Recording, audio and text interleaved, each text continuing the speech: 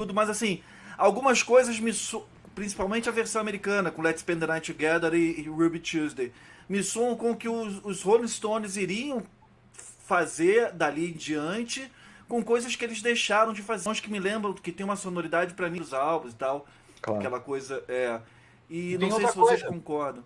Tem outra coisa que o Romero falou muito bem. O que falta, talvez, ali, cara, e é uma coisa que os Beatles tinham, por exemplo, nessa época, já muito definida, e desde o início também, que era a direção artística do produtor, né? Tanto que ele acabou saindo, né? Porque eu acho que essa confusão que eram os Stones, para começar pela confusão de coisas acontecendo ao mesmo tempo, né?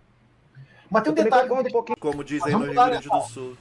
Vamos lá, os caras começavam a tocar às 10 da noite e acabava às 6 da manhã, né? Estúdio, traziam os garotos no estúdio, usavam drogas, eventualmente, bebiam mais de qualquer coisa naquele período, tomavam as boletas, enfim. Mas a história. O Brian Wilson. Eu falei do quê? Brian Wilson. Meio desfocada, né? Que também tem uma jogada legal aí de essa coisa da psicodelia, de distorção da realidade, né? Segundo o fotógrafo, ele queria realmente capturar com essa sessão aquela coisa dos Stones, para aqueles que gostam de dizer, eles copiavam os Beatles, não sei o quê. Não é que seja parecida, mas ela lembra um pouco a capa do Beatles for Sale, né? Porque tu pega tanto essa dos Stones quanto a dos Beatles, já uma cópia, não seja inspirada, sim. Né? Mas remete.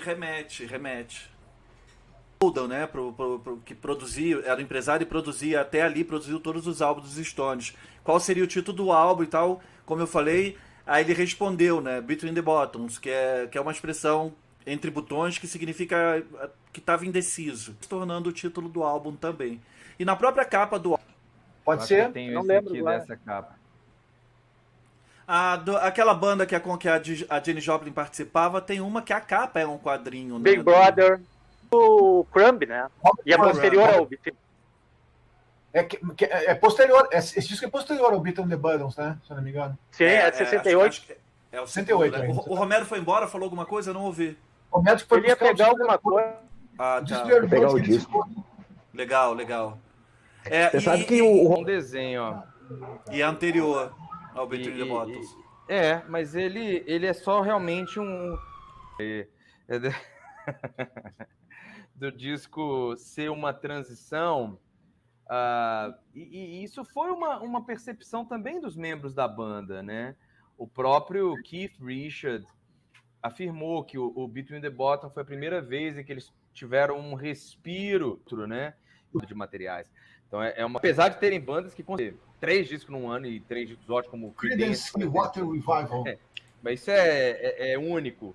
Mas assim, expectativa. E de fato, os próprios membros da banda viram isso. E até Andrew saindo de produtor, o Brian Jones começando a ter outros interesses musicais e artísticos, e a banda não dando muita bola para ele. Porque é muito complicado avaliar isso, né? Mas há essa relação entre os membros dos Rolling Stones, que é uma relação, a possibilidade de mostrar isso, mas, lógico, as canções não eram dele, e aí ele foi ficando cada vez... E ele não foi se dando muita atenção... Não tocar, não cantar e nem... Legal, né, cara? Mas claro. A banda não embarcou, porque todo mundo embarcou nessa época, né, Gringos, em outros sons, em outras texturas para suas músicas, mas no que a coisa voltou um pouquinho, né, no Banquete dos Mendigos, aí acho que o Brian ali foi realmente... Mas aqui a gente...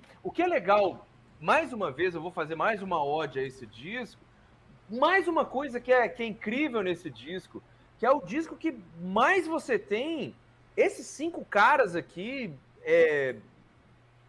como banda ali, os 5, depois você vai ter outros. Mas esses 5 aqui, né, talvez aqui trabalharam com essa diversidade, com o Brian trazendo outras coisas e sendo abraçado. Lógico, o Satanic aí já é uma outra história, mas aqui tá esses 5 trabalhando muito. A Marianne Faithfull, inclusive, né? Que ela diz isso, que ela viu isso acontecer e que, de alguma forma, o Brian não foi acreditado. E outra coisa que eu acho, cara, que talvez é mais pesada, Something Happened to Me Yesterday, cara.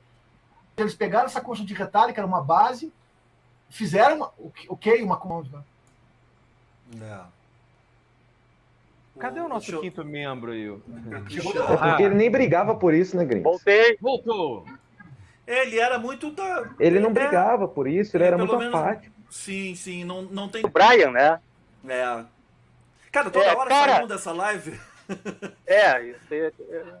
Eu esferrocada dele, sabe? Tipo, foi quando ele se afundou mesmo. Não que ele tivesse 100% bem, porque ele nunca foi 100% bem, né? Tipo, o cara Verdade. já desde adolescente, com 2, 3 filhos ali, nascidos, sabe? Com mulheres diferentes, aquela coisa toda. Mas com ele tinha isso. Né? E ele não sabia se impor dentro da banda nesse sentido, assim. E é difícil numa banda que tem o Mick Jagger alguém conseguir se impor, né? O Mick Jagger, tipo, claramente do rock, alguém ser líder e não, que não ser ele. E depois ainda. O que o Mick é o Rowe. É isso aí. Isso aí. Expressão que a imprensa usava para identificar os dois, o Kate e o Mick, gêmeos, não sei.